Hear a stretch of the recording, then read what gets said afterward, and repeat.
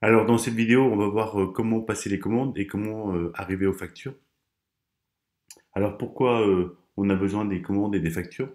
En fait, simplement pour les factures vont nous permettre de suivre les prix des ingrédients, pour voir un peu comment ils progressent dans le temps. La deuxième chose, c'est que ça va nous permettre aussi de calculer une marge brute mensuelle, d'avoir le total des achats au bout du mois. Et donc on va diviser par le chiffre d'affaires pour voir la marge brute. Et ensuite, la troisième chose, ça va nous permettre de faire du contrôle de gestion, c'est-à-dire de savoir produit par produit quels écarts on a entre les achats et les ventes, c'est-à-dire entre ce qu'on a consommé réellement et ce qu'on a acheté réellement. Donc, on va voir déjà au niveau des fournisseurs pour voir un petit peu comment ça se passe. Il y a quelques critères en fait qui sont à rentrer chez les fournisseurs. Alors ici, on voit qu'on a mis un email sur les fournisseurs. Donc si on met un email, en fait, les fournisseurs vont recevoir directement les commandes par email. S'il n'y a pas d'email, en fait, ils ne reçoivent pas les commandes. En fait, on peut mettre une virgule pour mettre plusieurs emails et voilà. Et ensuite, on a les jours de livraison aussi. Alors ici, on voit qu'on a le mardi et le samedi. On peut avoir autant de jours de livraison qu'on veut. Ça va nous permettre en fait de calculer la date exacte à laquelle il faut demander la livraison. Et ici, on met aussi un délai de livraison, c'est-à-dire approuver un jour. C'est-à-dire qu'on commande, on doit commander 24 heures avant. Ici, ça veut dire 2 jours avant et approuver 3 jours avant, etc. Donc voilà pour les paramètres en fait des fournisseurs qui vont nous permettre en fait de commander les produits au bon jour. Alors pour ça, on va dans commande facture et on va voir en fait que les commandes vont passer dans plusieurs états. Donc on a les commandes en préparation, ensuite on a les commandes qui seront envoyées et enfin les commandes qui sont facturées, les factures en fait.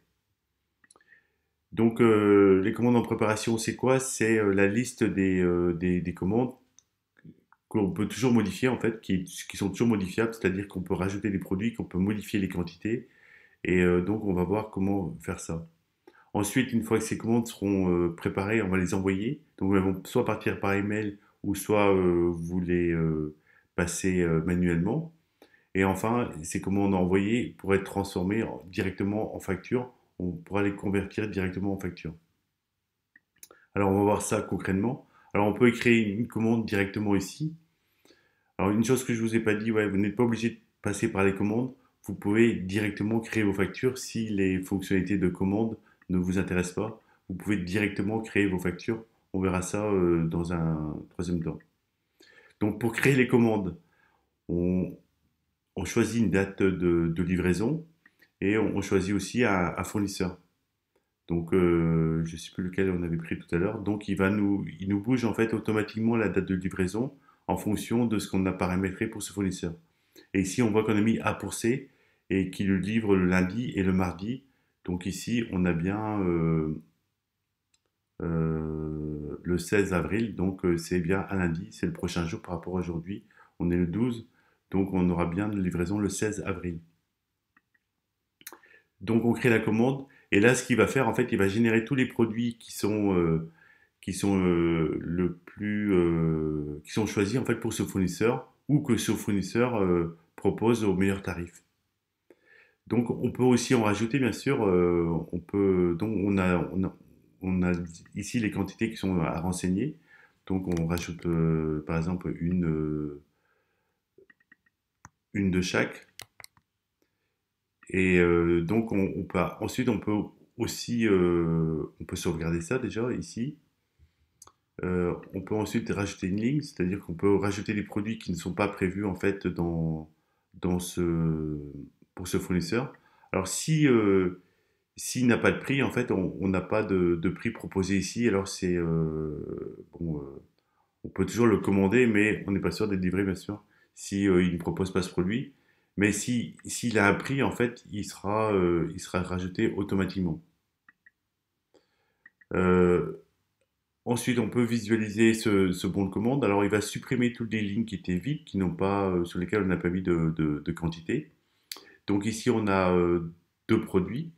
Donc il calcule automatiquement, il met ici exact, il va mettre la, bon ici on n'a pas renseigné l'adresse, mais il va mettre l'adresse du fournisseur, la date de livraison demandée et votre adresse ici. Donc voilà pour la création de commande. Donc ici, quand on voit elle est en attente en fait cette commande, donc on peut toujours la rectifier, on peut toujours rajouter des produits et on va voir un petit peu quel autre moyen on a de générer des commandes. Donc on est toujours sur les commandes en préparation. On peut aussi aller sur les ingrédients pour les rajouter un par un. C'est-à-dire que si vous préférez rajouter vos produits un par un dans vos commandes, ben, vous rajoutez ici, par exemple ici on va commander du lait demi-écrémé. Donc il va nous proposer deux fournisseurs et ici on a le tarif, ici on a le même prix pour les deux produits. Donc on va en choisir un et il va mettre automatiquement la bonne date de livraison. On va lui mettre une quantité et il va rajouter tout seul à nos commandes. On va aller dans les commandes. Donc on voit il nous a rajouté une commande ici pour ce produit-là. Bon, voilà.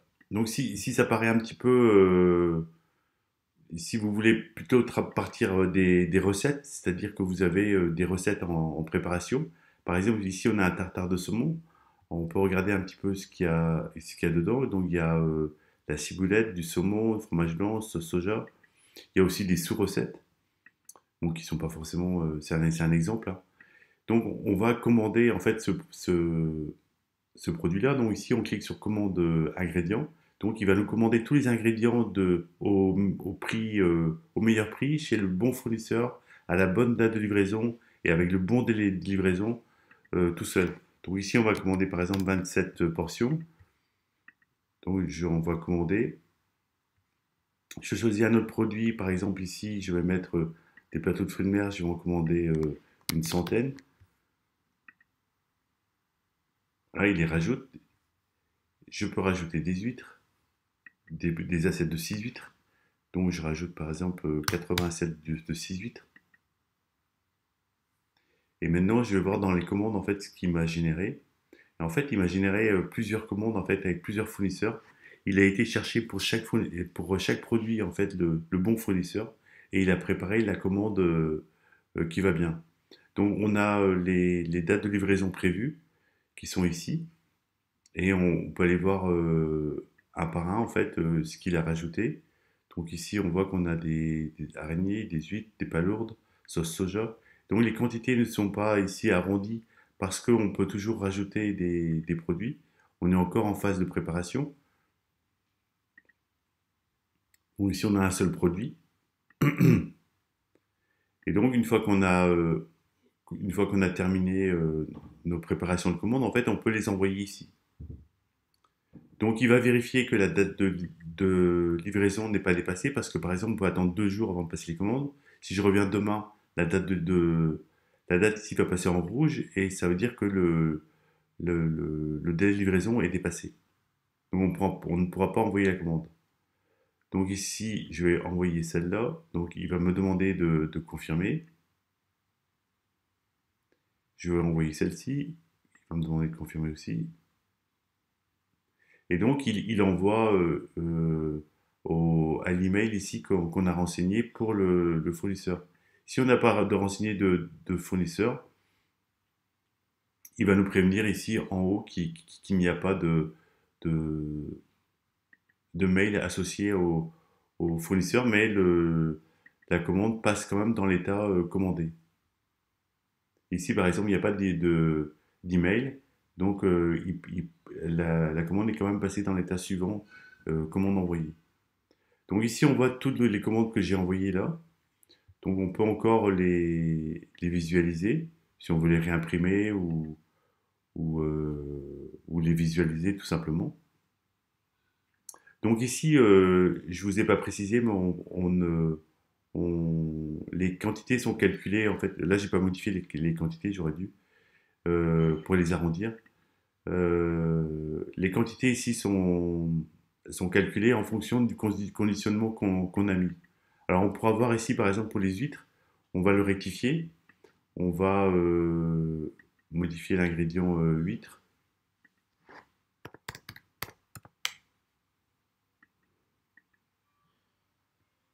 Et ici, on voit qu'elles sont chez Métro, il n'y a pas de conditionnement en fait. Donc on a un prix unitaire, mais il n'y a pas de conditionnement. Donc on va dire que c'est des colis de 48 pièces par exemple.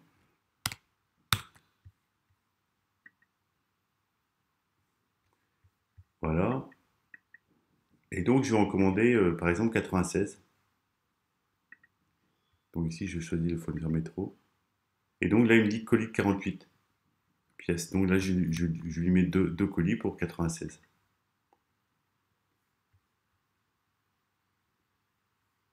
Donc je retourne dans les commandes. Et donc je vois cette commande en préparation là, que je viens de générer. Et je vois en fait que le fournisseur va bien recevoir la commande. Deux colis de 48 pièces à 58 centimes la pièce, qui fait un total de 55,68 €. Donc il a bien calculé que c'est 96 pièces. Donc voilà pour les commandes. Ensuite, on peut les transformer en facture. Donc par exemple, je vais prendre cette facture-ci et je vais la convertir en facture. Voilà, donc j'ai deux produits dans la facture.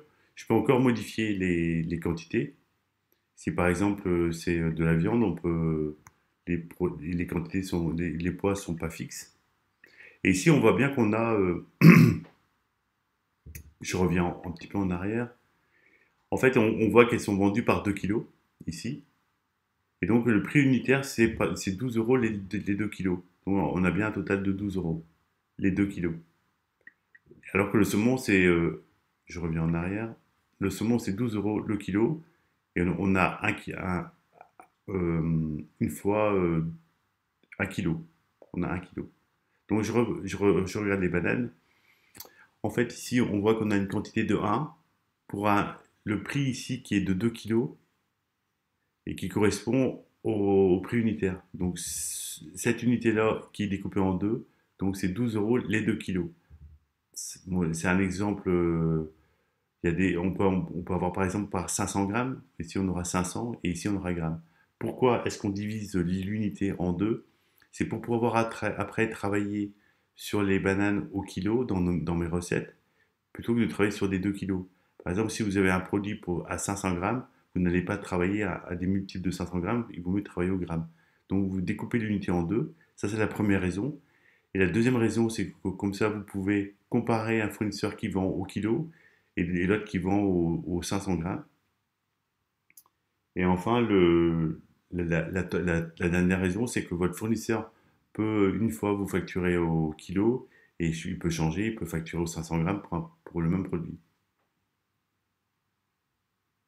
Donc, si on met ici, donc ça c'est une fois 2 kilos à 12 euros. Donc, si on veut facturer au kilo, on peut mettre un. Ici, on ne met rien, carrément, on ne met rien. On met 1 kilo et ici, on met 2. C'est la même chose en fait, mais ici, c'est 12 euros le kilo. Donc, si je valide, on va avoir un total de 24 euros au lieu de 12 euros. Donc là, il me demande de mettre à jour le prix dans la base. Et donc là, j'ai bien 24 euros le kilo. Non, les 2 kilos, pardon. Et donc, c'est le prix au kilo qui est passé à 12 euros.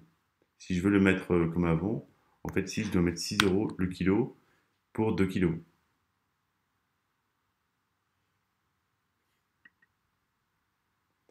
Alors, on peut rajouter des ingrédients. Je vous montrerai ça dans la création de facture. On peut ici rajouter des ingrédients.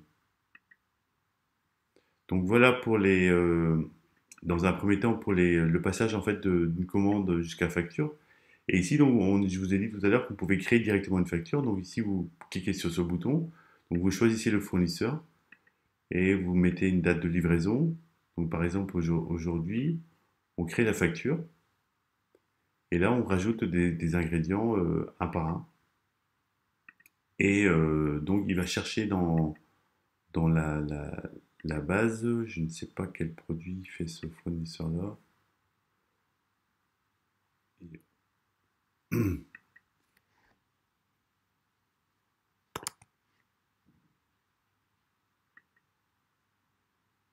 Donc s'il ne le fait pas, par exemple, si c'est un nouveau produit, on lui rajoute le prix. Et donc si je peux mettre 10 kilos,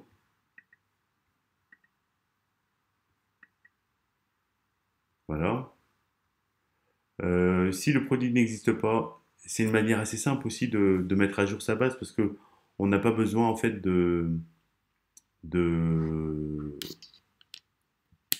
passer par les ingrédients pour créer des produits. On peut les créer ici directement donc sur le petit bouton plus. Donc là, on crée un nouvel ingrédient. On lui met une catégorie, une quantité ici. Par exemple, j'ai acheté 10 kilos et il est facturé en... Ici, on voit qu'on a encore séparé l'unité en deux. Donc par exemple, c'est vendu par pièce par paquet de 1,5 kg et facturé au 1,5 kg aussi, facturé au 1,5 kg. Donc c'est 10 euros les 1,5 kg et on en a acheté 10, on en a acheté 15 kilos. Donc ça devrait faire un total de 100 euros.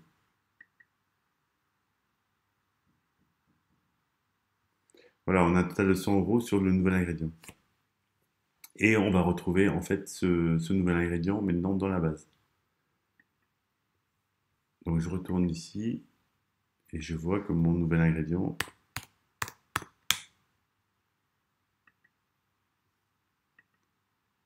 a été créé. On a bien 10 euros le kilo 5. Donc c'est bien le prix, l'unité du prix.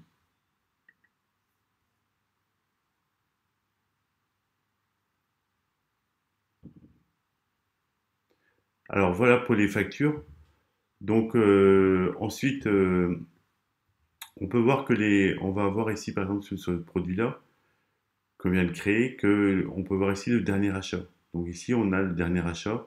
On aura toute une liste en fait dans les ingrédients comme vous avez les recettes associées, vous avez aussi le dernier achat, la liste des derniers achats. Ce qui va permettre en fait de vérifier toutes les quantités achetées sur une période ou de voir aussi l'évolution des prix sur une période.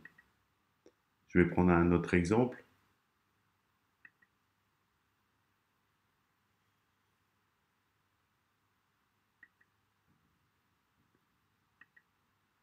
J'en ai pas.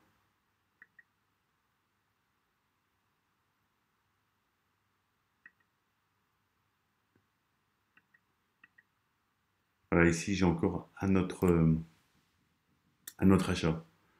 Donc voilà, on voit donc les derniers achats et sinon euh, on le verra plus loin aussi dans le contrôle de gestion, comment on retrouve tous ces achats-là, toutes ces quantités. On verra que on peut contrôler en fait sur une période les quantités qui ont été achetées et vérifier par rapport aux ventes. Et enfin, il y a aussi une dernière possibilité pour rajouter les commandes plutôt que les rajouter, faire des commandes recette par recette. On peut aussi le faire sur un planning entre 2 jours. Mais on verra ça sur la vidéo sur les plannings de production.